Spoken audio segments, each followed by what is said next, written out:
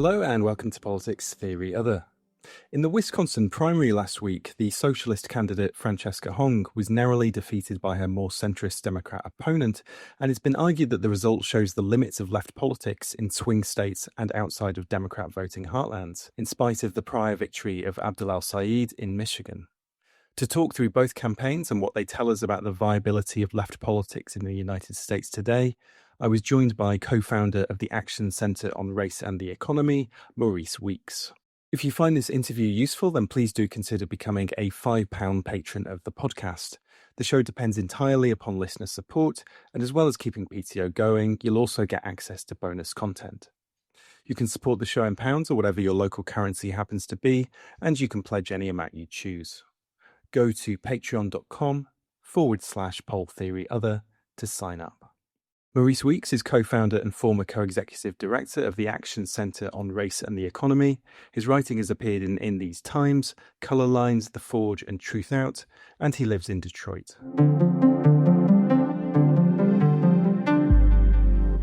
So Mo, we're going to be chatting about some of the recent electoral results for left and progressive candidates. The two most high profile being Abdul El-Sayed's victory in the Michigan Senate primary and Francesca Hong's rather narrow defeat in the primary in Wisconsin to decide who will be the Democrat candidate for governor in November, and what this tells us about the viability of left candidates in so-called purple states, those states that tend to be swing states in the general election. So let's start with Abdul El-Sayed's campaign, one that you perhaps have a particularly good vantage point living in Detroit as you do. Before we talk about his actual campaign, could you say a little bit about his background and his political trajectory since he became politically active? So Abdul, in progressive and leftist circles, it's a name that's been around for quite some time.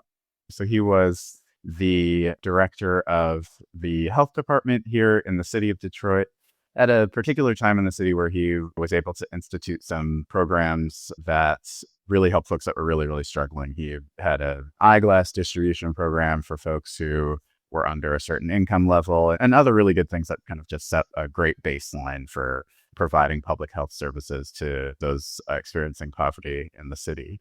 He also did some work at the county level as well after that. And then I think that he sort of got to his highest profile when he ran against Gretchen Whitmer, who is the governor of Michigan, for governor. That was in the primary. He narrowly lost that race as well. There was, similar to this time, like a real grassroots, youth-led, really excited energy that gave him a lot of momentum in that gubernatorial race that he ended up losing. I will say one great thing about Abdul, he has also just been around in the periods between all of his elections. So he's not popping out of nowhere here. He's just sort of a figure who has been here since he's been the health director of the city, really, and kind of an unknown political quantity on the left. Yes, that's certainly something that came across in some of the left reporting I saw, someone who very much turns up. Unlike many other left candidates, El-Sayed does not consider himself a socialist. He has commented that when it comes to the question of socialism, I'm not a socialist, I'm just a capitalist who understands how capitalism works, which is perhaps a slightly unfortunate statement, really, since it seems to indicate that he thinks that a capitalist is just someone who supports capitalism. But what have you made of those kinds of statements? And what do you think the implications are, if any, for what we might expect from him if he succeeds in being elected to the Senate? I think it's important to give the context of what winning a statewide race in Michigan really involves. And those kinds of statements, he's clearly looking forward towards a general election where he's going to win over a good amount of votes that kind of phrasing would be a non-starter for. And these aren't folks who are like on the fence of maybe supporting someone who's a Democratic Socialist or not. These are people who consider themselves right-wing Republicans, and that's the type of thing that would motivate them to come out and vote against him, when in other cases they may stay home. On the other hand, I do believe him that he probably doesn't consider himself personally a socialist. I don't think that he's necessarily hiding anything. That the kind of answer that he gives, I'm not sure it really means anything other than I don't want to go that far right now because it's not worth it for me to announce it in any particular way. So you don't see any sort of major cleavage with other left candidates around policy, say? This is more perhaps a messaging thing than anything else. I've been burned so many times by politicians that, I can't say for sure, but I will say, and what I've seen of Abdul, I mean, he seems very committed to providing healthcare to all folks. Many of the things that I feel like socialists here in the States and the Democratic Socialists of America would consider core pieces of their platform, I think that it would make him a very, very, very, very left senator. It's going to be like him, Bernie, and Elizabeth Warren. Only one of those folks considers themselves a socialist, but they would be the three most left senators in the entire country by any measure, and would have a pretty good deal of daylight between them and the next person. And when it comes to the actual campaign, what were the policies that were sort of front and center? And what was the kind of electoral strategy that his campaign adopted in terms of messaging and getting out the vote? He was really smart to just build on what some of his strengths are, talking about healthcare, especially in a moment right now where it's such a huge issue for folks who are in poverty or in the working class in the state and in the country generally. That really just opened a lot of people's ears and piqued a lot of people's interests. I think it's something that really set him apart from his opponent. The other thing I'm sure we will touch on, just based on the narrative that has been the front and center in political discourse in the country recently, I think that his not mincing words about genocide in Palestine, I think also really, really set him apart. For a lot of people, that was like a huge decision-making factor of why to support him. Even if that wasn't kind of like their main issue, it just sort of nods towards an authenticity that I think that lots of voters are looking for. It has been suggested that in spite of his very impressive victory, that he did mostly well amongst the more educated and affluent, and that he didn't gain enough support amongst working people and in rural areas, and that he failed to gain enough traction with black voters who mostly voted for Haley Stevens, his opponent in the primary. Is that an accurate summation of how the vote broke down in your view, or do you think that's a little bit uncharitable? I think that that's mostly right. I'm not sure that that's even really arguable. I live here in the city of Detroit, which is the blackest city in the country and a population center for the state, and certainly the blackest city in the state and the most strongly Democratic city in the state. The county that we sit in, Wayne County, and two of the prominent suburb counties, Abdul lost them, all three of them. A lot of his support, I think if you look at the map, you can see concentration around college towns and, like you're saying, and folks that have a higher amount of education. As for the prospects going forward, I think it's like a whole new ball game after the primary. I don't know if that really is going to hamper him so much. I think you're still going to get a pretty significant turnout from folks in Wayne County and the surrounding counties supporting him. I don't think this is an issue that's just affects Abdul. I think that if you broke down many races of candidates that were either Democratic Socialists or like closely aligned, I think you probably would see really, really similar demographic breakdowns, really similar lines that are drawn with voters. And how do you make sense of that, given the extent to which left candidates have focused on questions of affordability and the cost of living? Why isn't that cutting through more with demographics that you would think would be quite concerned with so-called pocketbook issues? It is really a question that frustrates me to no end why it hasn't shifted. I mean, the one thing I'll say is we had a once in a lifetime political figure in Barack Obama that really led to political engagement among a huge part of the Black electorate that had never really been politically engaged. Obama's endorsement, or even kind of being near Obama, I think still really does a lot for the Black electorate. Haley Stevens, Abdul's opponent, wasn't endorsed by Obama, but she certainly heavily coded her race as Obama. All of her commercials that ran sort of back to back to back on television or on the radio had Obama's face or voice on them. She was endorsed by Michigan's Black Democratic infrastructure, who again is sort of in that same political line. And I think that folks take those types of endorsements seriously. I have other friends who are, similarly frustrated and engaged in a similar type of political analysis of this particular issue, saying that Black voters, not even just Black voters, Black people in this country, we're really pragmatic, and we're taking risks is not really a comfortable thing for us because of the history of this country. You take a big enough risk as someone who is in the lower class or lower caste even, and it could lead to horrible, horrible effects. So maybe there's something like that plays into it as well. But I have seen since primary day now, we're a couple weeks out from it, Abdul has spent a lot more time in the Detroit area, which I think has been really great and really helpful for him. Like I said, I don't think all things are lost here. I think it's a whole new ballgame after primary day as we lead up to November when the general election is. Yes, and perhaps candidates like El-Sayed can sort of make inroads by demonstrating what they can do in office. So let's turn then to Francesca Hong's narrow defeat in the Wisconsin primary. So there are two sort of competing narratives about the result. There's the perspective coming out of places like the New York Times, according to which Hong basically blew a huge opinion polling lead, and that the result was a stunning victory for centrist Democrats who'd suffered quite a few setbacks in recent months and years, and one that demonstrates also that socialist politics just doesn't fly in a swing state like Wisconsin. On the other hand, there's the sort of the more charitable view of some people on the left, according to which Hong's campaign had sort of built that opinion poll lead and built up her public profile from pretty meager foundations, really, and that she'd done very well to get as close to winning as she did. What's your take on those differing interpretations of the result? It's a good reminder that these polls are not proper forecasts necessarily.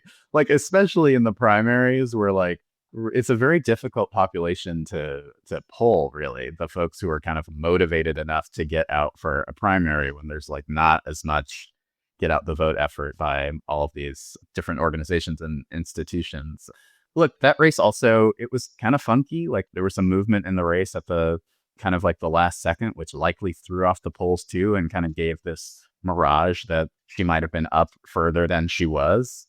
I think it's remarkable that she lost by less than a percentage point, and that really shows how this isn't someone with a huge war chest, a political war chest. This is someone who just really believes in something and decided to run and came really, really close to winning this extremely important primary. I think that that's really, really impressive. And I also, you mentioned the New York Times kind of drawing this oh, she narrowly lost because of XYZ. And at the same time, talking about Abdul's victory, meaning this extremely deep seismic shift. And when I look at it, they both were very, very close races. Abdul very easily could have lost. He didn't win by much either. It was less than a percentage point. I think that it's just the shift that might be happening in the Democratic electorate is just in process. So you're not going to see this huge wave in one way or the other. It's kind of a thing that is currently moving. So I was disappointed, but not super shocked by her loss, because I think it was incredible that she got to where she did. You wouldn't see it as a result that should lead to us drawing any particularly strong conclusions about the viability of such candidates in places like Wisconsin. I wouldn't draw any more of a deep conclusion about Francesca's defeat as I would about Abdul's loss. I think both of them, because they were so close, they just point to a shifting electorate that is dealing with all of the rest of the things that Democratic voters around the country are dealing with, and shifting between whether we're going to go in a more left direction or not. So, yeah, I don't really think that it's some huge referendum on Democratic Socialists can't win in the Midwest. I think it's nonsense, a lot of the articles that have come out suggesting that this proves that DSA has a limit or something like that. I think it's just sensationalist nonsense. When it comes to accounting for Hong's defeat, it's been widely argued, and this is by no means confined to the centre or the centre left. This has also been pointed to in left publications, that Hong lost in part due to some of her previous positions on things like carceral abolitionism, and I think now sort of long deleted Twitter post calling for the cancelling of Thanksgiving because it's a sort of a celebration effectively of genocide. And this has all happened, of course, in the context of this debate around so-called woke one and AOC's comments in an interview with ABC's This Week program, where she approvingly quoted a political ally as having remarked that woke one was crazy, referring to the more sort of radical positions that there were during that sort of upsurge of political radicalism and new demands around the Black Lives Matter movement. Do you think Hong realistically was, in fact, hurt by some of the positions she's previously held and went on to repudiate? It's hard to say for sure whether she was like really, really hurt by those things. I think they're really, really easy things to explain away something more complex that is happening. I don't even really think that either of those things that she said are like, personally, I don't find them radical at all, but I also don't think that they're among the most radical things that people have said and then still won or narrowly lost races. I also don't think that those issues are more politically charged than, let's say, a position on Palestine, which was a center point of Abdul's campaign, and he won. So I just think that there's a lot of like kind of Monday morning quarterbacking going on and like taking these small things to explain really complex and big things that's happening that is probably unfair to the candidates and all of our intellects, to try and explain away a loss by, I mean, what was it, like 3,000 votes because of a tweet about Thanksgiving? I mean, just saying it out loud is, I feel like, a ridiculous notion. Yeah, perhaps unlikely that the public genuinely believed that she was about to take their Thanksgiving turkeys away from them. Going back to AOC, so Hong was not endorsed by either AOC or by Bernie Sanders. Why do you think that was? And obviously, given the narrowness of the margins that you've described there, presumably their endorsements could have made a difference. Yeah, I've heard at least Senator Sanders be asked that question and give the answer that it's just like not something that he does, and he has a limited amount of resources to do endorsements, and that just wasn't one that he could really afford to do. Yes, sorry, Mo. I mean, on that, I think I saw him saying that he wasn't endorsing candidates for state races. Is that true?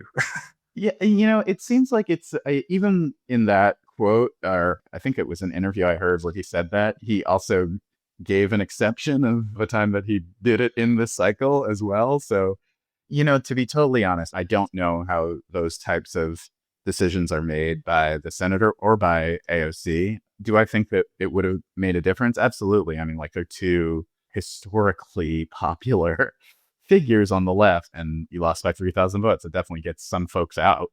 I'm hopeful that as more and more candidates like this pop up, the coalition itself is just more firm, and it's not even a question of whether we would all endorse each other. It's just sort of a given, and maybe we're not quite there yet. You've mentioned the disparity in funding between the more sort of left candidates and their more centrist opponents. So American electoral politics has, of course, long been internationally somewhat unusual in just the sheer amount of money that's involved. And those centrist candidates in most recent elections have, of course, received plenty of money from super PACs and from AIPAC, the notorious American Israel Public Affairs Committee. Given the sort of increasing hostility that there seems to be towards corporate America among ordinary Americans and increasing public disquiet about the US relationship with Israel, are we perhaps now in a situation where left candidates are able to sort of use the money of their opponents against them, as it were, by highlighting the funding they receive from people and organizations that an increasing number of Americans seem to view as being basically pretty reprehensible? Yeah, I think to a certain extent, absolutely. If you go back and watch any of the debates between Abdul El-Sayed and Haley Stevens, for instance, that was just a constant line of attack from Abdul that Congresswoman Stevens just had absolutely no defense for, because she knew it was something that was incredibly unpopular. And he just kind of had her in a corner there, Like, I think it's certainly an asset and a resource for more left candidates. At the same time, I don't want to discount the fact that like AIPAC is still extremely effective. Other huge PACs are still extremely effective at gaining victories. I mean, like, the money does buy a lot. And there are cases where it might hurt you by a few votes, but we have no idea how much it helps you as well. We have no idea how many people were convinced to vote for Haley Stevens because they saw some likely Islamophobic ad about Abdul that was funded by AIPAC. The party is really in flux at the moment and kind of being pulled in a bunch of different directions. And sometimes it's hard to kind of disintegrate what is something like that, whether it is something that is helping you more than it's hurting you. It's kind of hard to say. But we're probably quite some way from a time when centrist Democrats are refusing to take the money because it's primarily counterproductive at that point. I mean, even more so than centrist Democrats. I mean, to bring up Senator Sanders again, I watched an interview with him recently on one of our Sunday political news shows where he was saying Democrats need to pledge not to take any money from PACs during the primary.